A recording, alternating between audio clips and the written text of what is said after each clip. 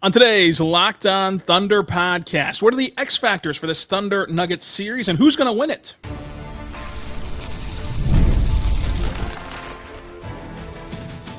You are Locked On Thunder, your daily Oklahoma City Thunder podcast, part of the Locked On Podcast Network, your team every day.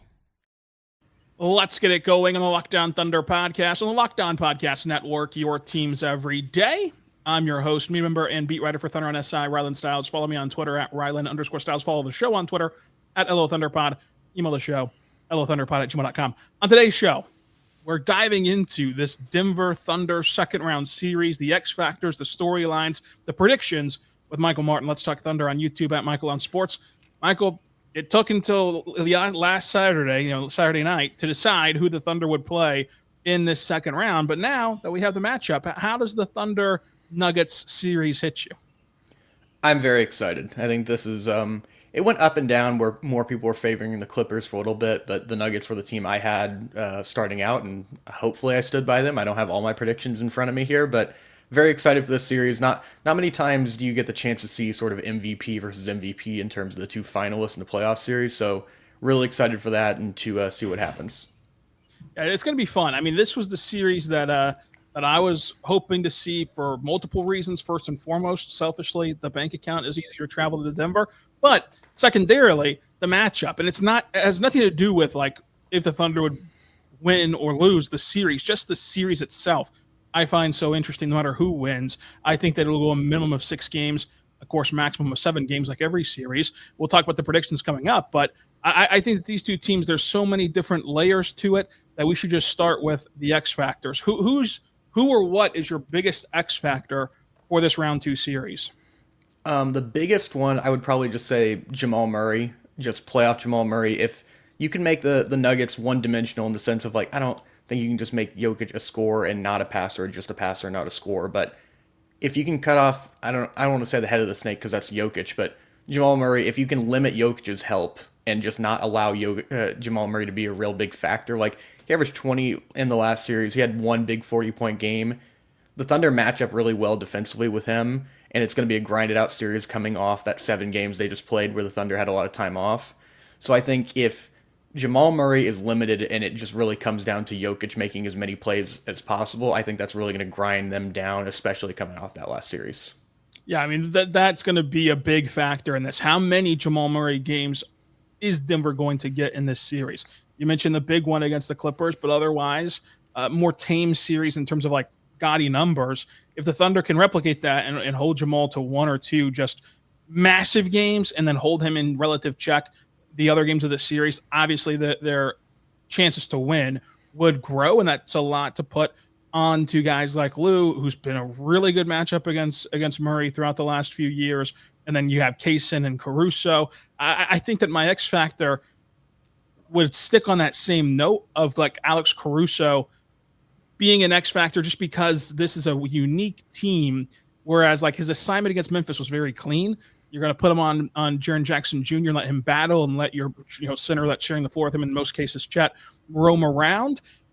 With this series, while Caruso can scale up and defend bigger bodies, I don't think you want to put him on Jokic. So then where do you put him? Do you put him on Jamal Murray? Past Jamal Murray and Jokic, then you'd be relegating one of your best defenders and one of your best perimeter defenders in the league to a more complementary piece who might not have the ball a ton. What does that look like? Does it now kind of enhance Alex Caruso with some of the fastest hands in the league to be able to generate steals in the passing lanes?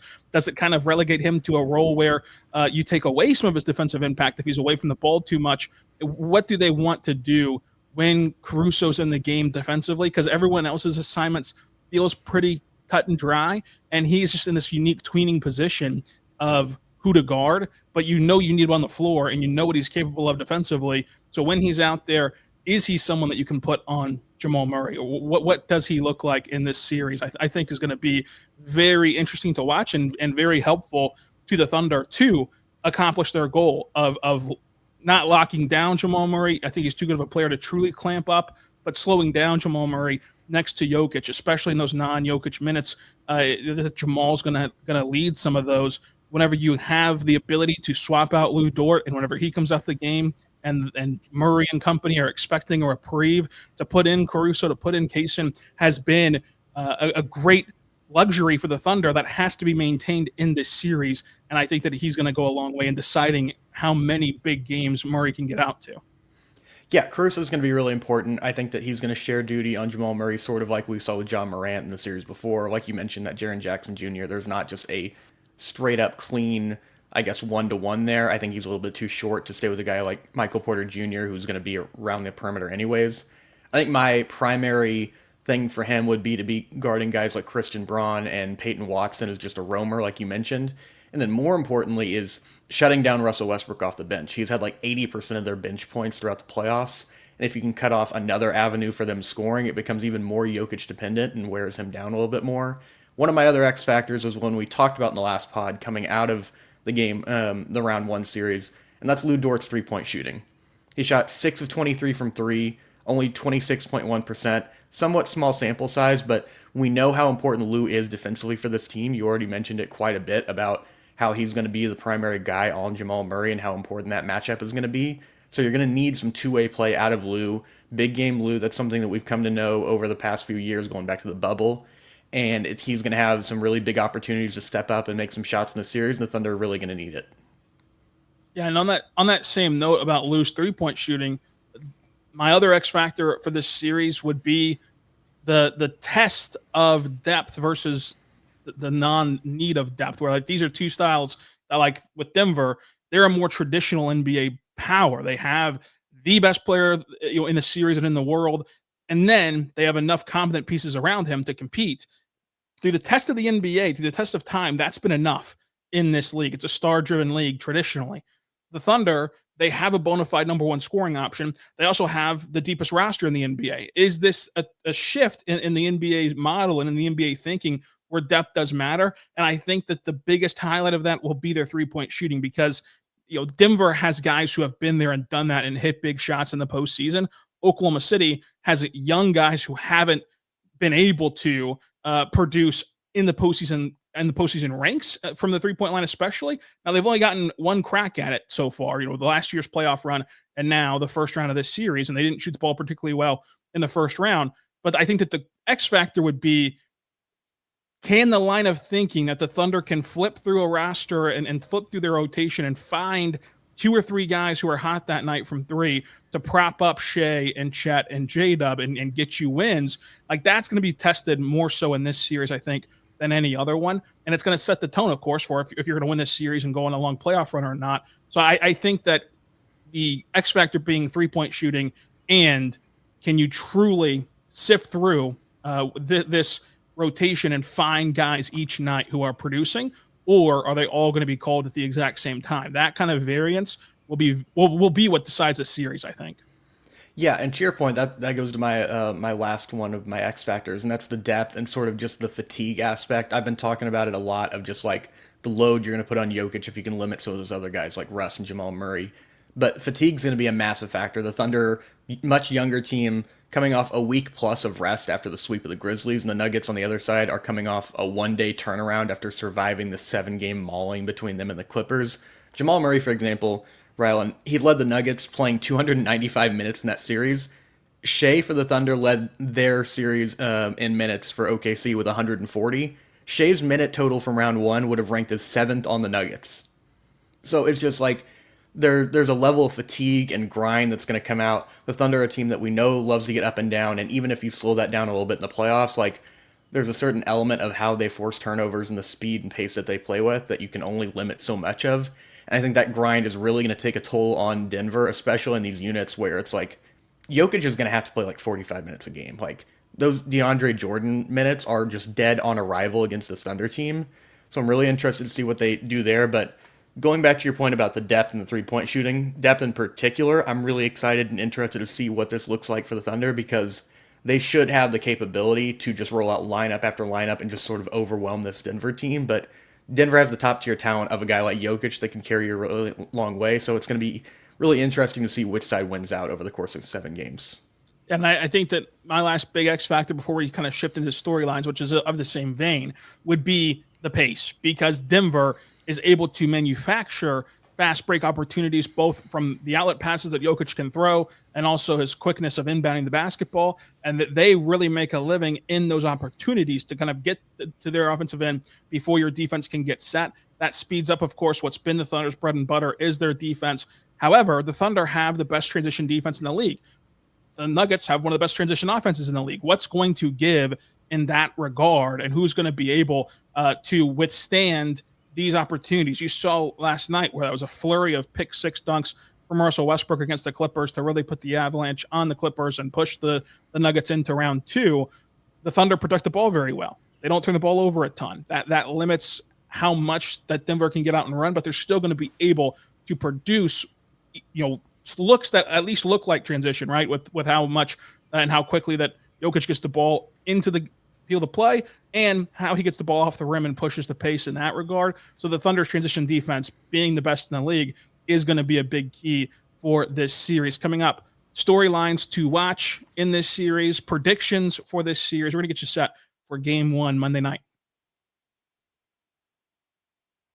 But first, I want to say right now, but your friends over at BetterHelp, the world has made a lot of progress when it comes to mental health, but there's still a long way to go. Too many people still avoid therapy because they're afraid of being judged. The truth is, taking care of your mental health should be as normal as going to the gym or eating healthy or anything else in this world. The Mental Health Awareness Month is here. Let's normalize getting help and encourage everyone to prioritize their well-being, because when people feel supported, families, workplaces, and entire communities are better off for it. Obviously, this can be a very stressful time, so go check out BetterHelp.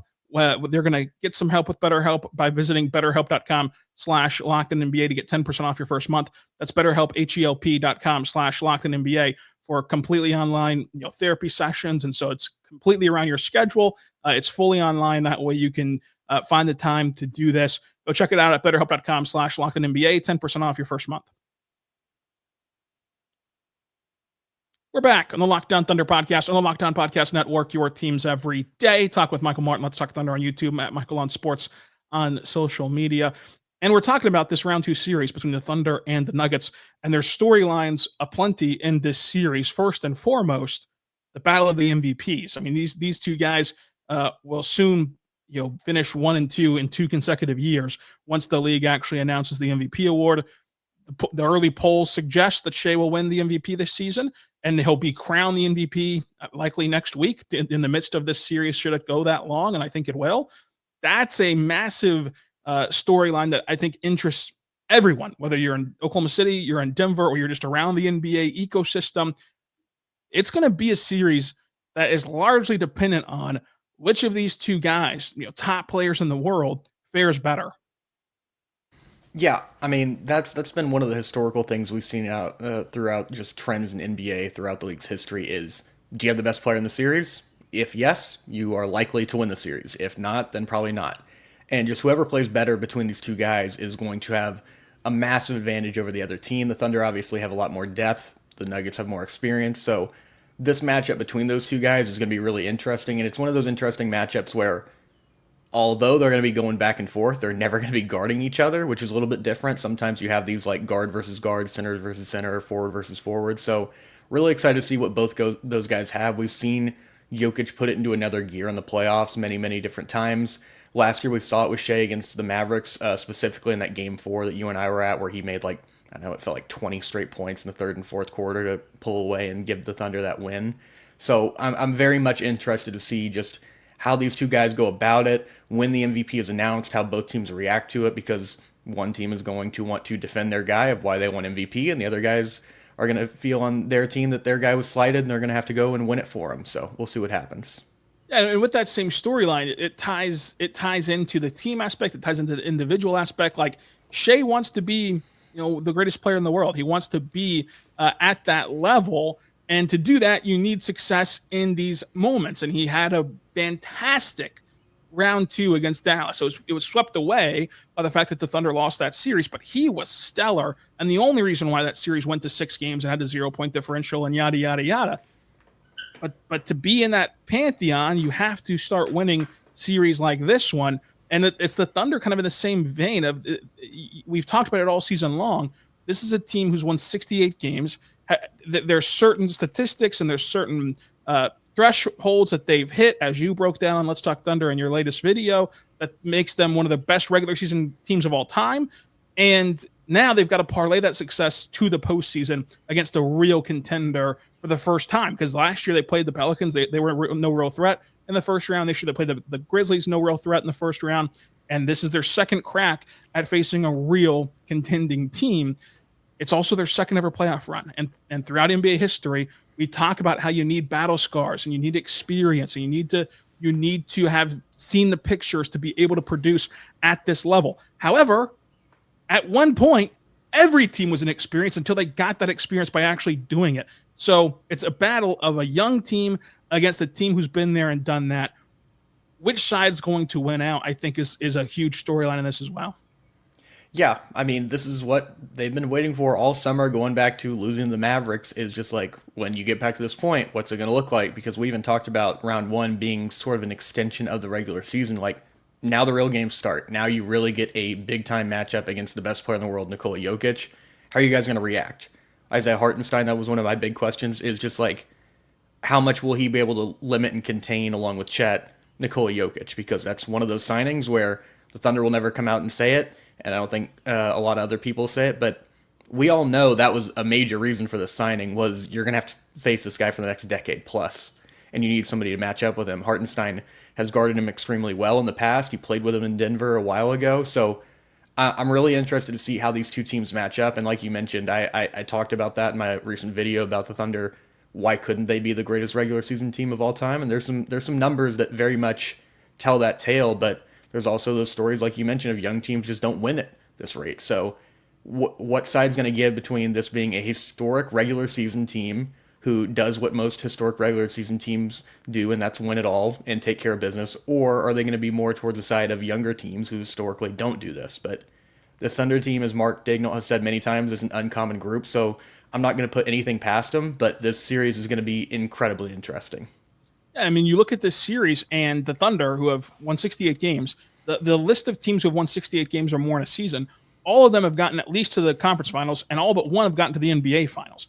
But the Thunder are also the youngest team in the playoffs, and the youngest team in the playoffs typically don't go to the conference finals or to the NBA finals. So one of these two things has to buckle under the pressure of either the Thunder will follow in the footsteps of this portion of NBA history, which is the 68 teams are great, or they'll buckle under the pressure of, hey, teams this young don't succeed. But one of those two things is going to turn out to be wrong once this season ends, and which side that falls on will be a massive storyline, along with Russell Westbrook and his return to Oklahoma City in a playoff setting. He's played the Thunder in the playoffs before, but it was the bubble. I mean, the crowd was on Zoom. This is a crowd that's going to be in your face in the Paycom Center.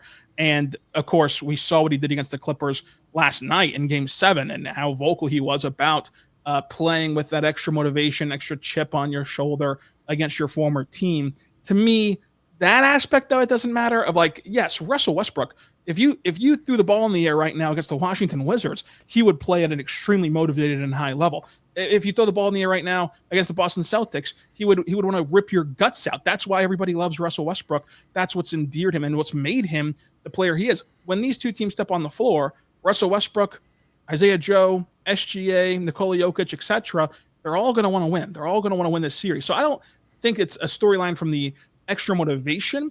I think it's a storyline from just Russell Westbrook's a guy who Denver has to count on. He's their number 6 guy. He's their 6th man. And Russell Westbrook admitted himself last night that the Russell Westbrook experience can be really good. It can be really bad. It's always going to be something, though, and it's always going to be high energy. And in this series, it will be largely defined by how many times does Russell Westbrook shoot the ball very well? How many times does Russell Westbrook turn it over?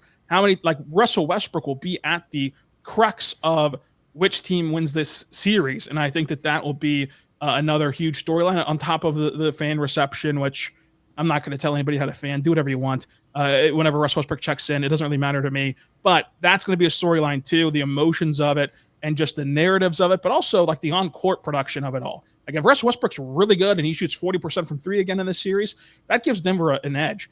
If he shoots 20% from 3 and he turns the ball over and he's a little bit overzealous offensively, that gives Denver a massive disadvantage. And which side is it going to fall on here in round 2? Yeah, Russell Westbrook doesn't need any added motivation. He's a pretty self-motivated guy. He could be playing against Lawton Middle School, and he's going to be just as juiced as playing any regular season game. But we have seen on the other side of whenever he wants it too much, he's a little bit too aggressive. Back when the Thunder were playing against the Utah Jazz, remember he just got in a personal thing with Ricky Rubio, and it sort of psyched him out. Damian Lillard, it felt like something similar in that series happened. So maybe something happens where he gets in his own head a little bit and is taking it a little bit too much, where he's trying to take over the series. I think if you're the Thunder, you would love to see that happen. What you don't want to see happen is Russ playing at his best and sort of getting everybody involved and being a part of the team. He is their bench in a lot of ways, like their scoring output. I mentioned he had like 80% of their bench scoring in the last series.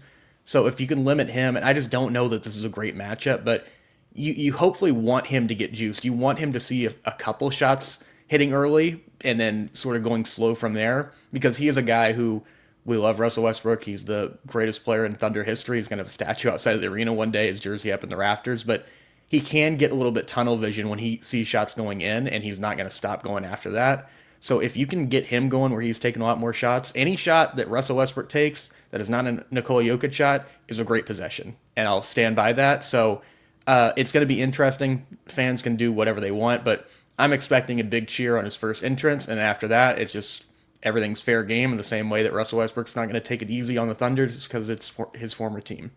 Yeah, I think that the conversations around the Russ return a little overdone. I mean, again, do whatever you want. If you want to cheer him, cheer him. I mean, I think that after that, in game one, he's just another player on the opposing team. But if you feel the need to give him a Lifetime Achievement Award and cheer him on the floor, who cares? It does not really matter at the end of the day. But, you know, we had those same examples cited yesterday of whenever he was with the Thunder, you saw that the emotional battle can get the best of Russ, and it actually can bring out the worst in him if he gets into his own head. So what if he gets booed and all of a sudden now he's out oh, you're going to boo me for the first time in the Paycom Center, I'll show you. And then it turns into a mishap for Denver. What if it propels him to a great series? Like, that variable of Russell Westbrook is one of the things that will define this series. And we'll talk more about storylines and predictions coming up. But first, I want to say right now, but good friends over at Monarch Money. And we've all been there. We've all checked our bank account and wondered, where did all your money go? Between dining out, online shopping, entertainment, traveling for the playoffs, it's all easy to lose track of. That's where Monarch Money comes in. It's your personal CFO giving you full visibility and control over your finances. Monarch Money isn't just a budgeting app. It's a complete command center for your finances. You can track your accounts, investments, and spending in one place. So you stop just managing your money and start building your wealth. I love that all-in-one convenience. Instead of juggling multiple apps, you just use Monarch Money to check your finances, track your spending, and even plan your long-term goals. Take control of your finances with Monarch Money. Use code LOCKEDONNBA at monarchmoney.com, 50% off your first year. That's monarchmoney.com, code LOCKEDONNBA, 50% off your first year. We're back on the Locked On Thunder podcast, on the Locked On Podcast Network, your teams every day. We'll have a Locked On Nuggets crossover coming to you tonight. Make sure you tune into that. Make sure you tune into Locked On Nuggets to hear their side of this series as well, and Locked On NBA for the national picture. We're here with Michael Martin at Michael on Sports. Let's Talk Thunder on YouTube. I'm Rylan Stiles, and we're talking storylines in this Thunder Nuggets series. To me, another big storyline is the non-Jokic minutes. I mean, DeAndre Jordan should not be able to play in this series, but he's going to have to play in this series unless they're going to dust off Zeke. And I think that they should dust off Zeke, but it looks like they're going to stick with DeAndre Jordan. And no matter who's on the floor, and this is where you get back to that youth conversation. I get it. It's J-Dub's second ever playoff run. And through the rungs of NBA history, guys in their second ever playoff run have not been able to produce at a number two option level, which is what the Thunder need from Jalen Williams. So he would have to be an anomaly to pull this off. But the bottom line is, for this team to reach their goals, when Jokic is off the floor, it'll likely coincide with when J-Dub's running the show. You have to be on your stuff on, obviously, defense, because you want to take advantage of the best player being off the floor for the Nuggets, but especially running up the score offensively and getting past defenders who, like DeAndre Jordan, should not be able to keep up with the Thunder style of play. So you have to bury them in the non-Jokic minutes. If the Nuggets can win the non-Jokic minutes, they're going to win the series. And so I think that they're of the utmost importance in this series. Yeah, these non-Jokic minutes, those are the ones where the Thunder are really going to have to make hay on stuff where, you know, the non-Jokic minutes are not going to come also in the minutes where Shai is on the floor. I think Denver's smart enough not to do that. So, like you mentioned, J-Dub, a lot's going to come down to him. That was one of my bigger questions was, like, can he replicate what we saw in round one? And people forget, like, second year in the playoffs, that's where Shai was in his first time with the Thunder when they played the Rockets in the bubble, and he was not up to the challenge of being a number 2 for a playoff team at that time. So it will be an anomaly for a guy like Dub, but I think he has much better pieces around him. I think he has a better star in front of him and a guy like Shai than Chris Paul at that point in his career. So it's going to be really exciting to see sort of what he has, because the Thunder are really going to need it, because Denver, like you mentioned, along with those non-Jokic minutes, they just don't really have anybody to guard Dub specifically. I think Aaron Gordon's going to give him some difficulty, but he's not quick enough. And then beyond that, he's too big for guys like Michael Porter Jr. He's too strong for him, Christian Braun, other ones. So it's going to be interesting to see. But in the same way that, like, you mentioned those Russell Westbrook minutes being a barometer for this series, I think J-Dub will be the same as well for the Thunder. Yeah, he certainly will for OKC. And you look at the kind of last storyline before we get into the brass tacks of predictions. Game 1. I mean, it's obvious. It sets the tone of every series, but especially whenever the Thunder have had over a week off and the Nuggets will have a few hours off after a pivotal Game 7 to extend their season. Now they have to travel to Oklahoma City. Denver's goal should be to steal one of these two games, like any road team is trying to do, to swing home court advantage. But if they can steal Game 1, things really open up for Denver to steal the entire series. Now, a win in Game 1 for the Thunder does not guarantee anything. They won Game 1 against Dallas last season, and they ended up losing the series in 6 games. But a win for Denver in Game 1 would be massive. And so the Thunder have to take care of business, because you look at teams coming off of a Game 7 on the road as an underdog with less than 3 days rest, facing a team with more than 4 days rest.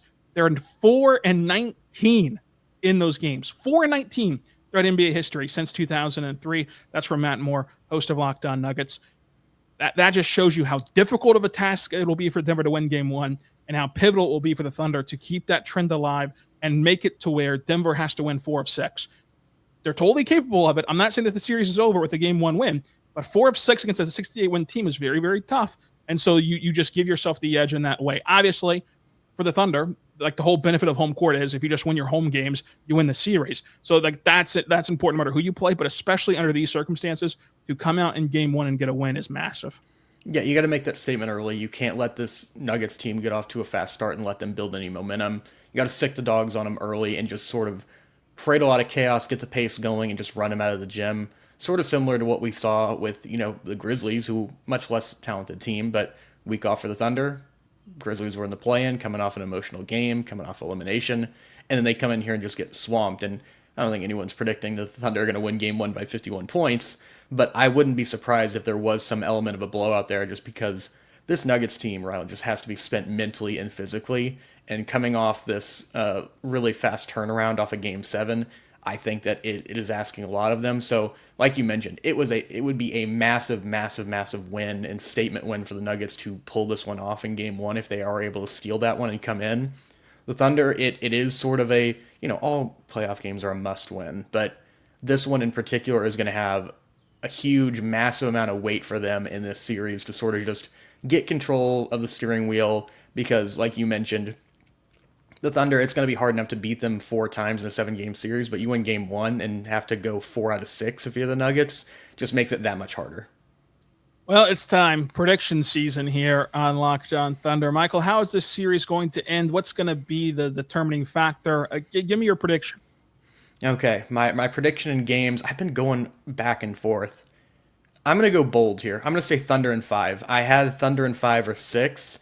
I just think that the way this team has been playing, they have arguably the best player in the series, and just the fatigue factor, I think, is the main thing. It's just how well rested this team is, and we've already seen them play extremely well this season, and I think that we're going to see even more guys play well. Like, Lou Dort's going to have to shoot better.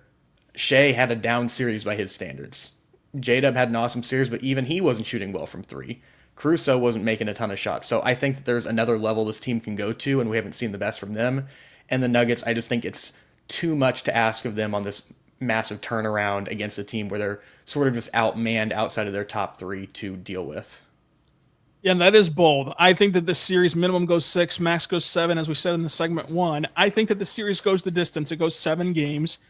And when I'm trying to picture the roadmap of this series, I'm picturing that the Nuggets win 2 games just by the standpoint of Russ Russ is hot from three. Jamal Murray is awesome, and you know what Jokic is. You're not beating them if all those things happen. So I think that's going to happen 2 times this series.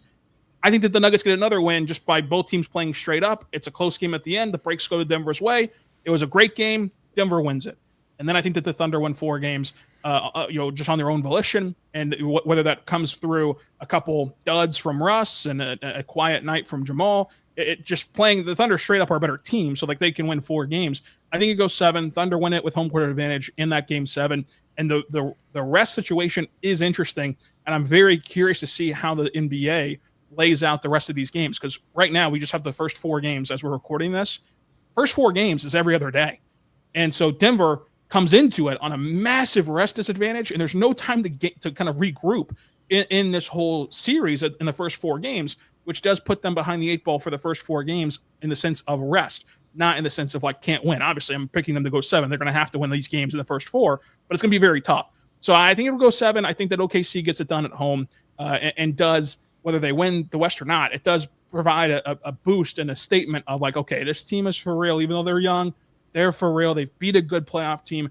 Now you see how they fare the rest of the way. But the Thunder have been the better team this whole season. The Thunder have the advantages going for them with rest. And the Thunder they just can win in more ways than Denver can win. Their path to victory, you can paint the picture in way more ways than you can for Denver. I think that that's going to end up mattering in this series. But still, fantastic basketball. And that's why I was rooting for this outcome. Because if you pick a team to win in 7, you're clearly stating, for all the Nuggets fans on the comment section, I don't want to get flamed again. Clearly, if it goes 7 games, it's a 1-game sample size. So Denver could win it, the Thunder could win it. I'm going to lean the home court advantage, just like we did with Game 7 on this show on Thursday when we were predicting it for the Nuggets-Clippers. I'm going to lean home court advantage and go with the Thunder to win it. But it's going to be a hard-fought series. It's going to be very entertaining basketball, and that's all I care about. I don't really care in the grand scheme of like the wins and losses. I care about the reaction to it, the storylines that come from it, and entertaining ball. And unlike in round 1, we're going to get entertaining basketball. And the last thing that I'd say is Michael, we've been out at Thunder practice. I do love what Isaiah Hartenstein said earlier this week about this is their first real playoff series from the standpoint of adjustments. And this is a interim head coach against the former coach of the year, the reigning coach of the year until the new one's announced. I'm not going to discredit David Allen. I think he did a fantastic job in that Clippers series. I think that Hartenstein's right. This is a series where the Nuggets will try to adjust, and the Nuggets will try to change up their scheme. The Thunder will, of course, have to do so as well. And the chess match that comes from a 7-game series, I cannot wait to see how it all unfolds. I think, bottom line, pick whoever you want to win the game, pick whoever you want to win the series. It's just going to be fun basketball, and that's going to be so fascinating to see how this young Thunder team responds to it. But Thunder in 7. You've got Thunder in 5. That is bold. Yeah, no, you're not going to be the one taking any heat in the comment section. I understand who that will be, and I'm not going to disagree with you or say that you're ridiculous to say Thunder in 7. I think that the series could go 7. I wouldn't be super, super surprised. I think just what you mentioned about the schedule is just such a deterrent to this Nuggets team, and you mentioned the coaching factor and just sort of their lack of depth. I think that's going to really catch up to them, and it's one of those things where it's like, just because you say 5 doesn't mean that it's going to be a blowout in every single game and then one close game the Nuggets win. It could be close in every single game. And that's one of the things I'm more interested in. That was sort of one of my last questions is, can the Thunder win in the clutch? Because we saw them only have one real clutch game, and that was the one where they really just closed out the Grizzlies late after that John Morant injury. So it's going to be interesting to see them go toe-to-toe in a chess match with Jokic. But, I was leaning towards 5 or 6. Ultimately decided to go with 5. I could very realistically end up living to regret that, but I'm right there with you in terms of like, whatever happens, I think we're in for a fun, competitive series, no matter how many games it goes, whether it's 5 or 7. Well, a long-standing staple on this show is always that the truth is in the middle, so perhaps the series will just end in 6 games, and they will find the middle ground in this series, however it goes. But it is for sure the question about the clutch of just, can this young Thunder team hit shots? Like they're going to generate open shots. They're going to create looks that you want to live with. Can they actually make them, though? Like they've been generating them. Can they actually cash them in? Are they ready to hit big shots in big moments in a tight game with the playoff pressure? They haven't done it yet, but no one's done it, Michael, until you do it. Speaking from experience. So, Michael, thanks for joining us. What have you cooking up on Let's Talk Thunder before we head out to Denver? We talked about it a little bit, and that is this last video I put out about the Thunder potentially being the greatest regular season team of all time. And not saying they are, but just let's at least have the conversation. Only 6 other teams have won 68 plus games. I went to their net rating, point differential, and a bunch of other things. And then sort of the history you and I were talking about of teams who are this great, they usually win. Young teams don't usually win. Which side's going to break? So a lot of information there. And then before we head out to Denver, hopefully I'm going to get one about playoff J-Dub, about sort of his improvement and different change in mindset going to that Grizzlies series and how well he played. Going to be very interesting to watch this series unfold. Again, tonight we'll have a Locked On Nuggets crossover. We'll also have recaps to Game 1 and pods all throughout the week, obviously every single day. You're on Locked On Thunder. So until next time, be good and be good to one.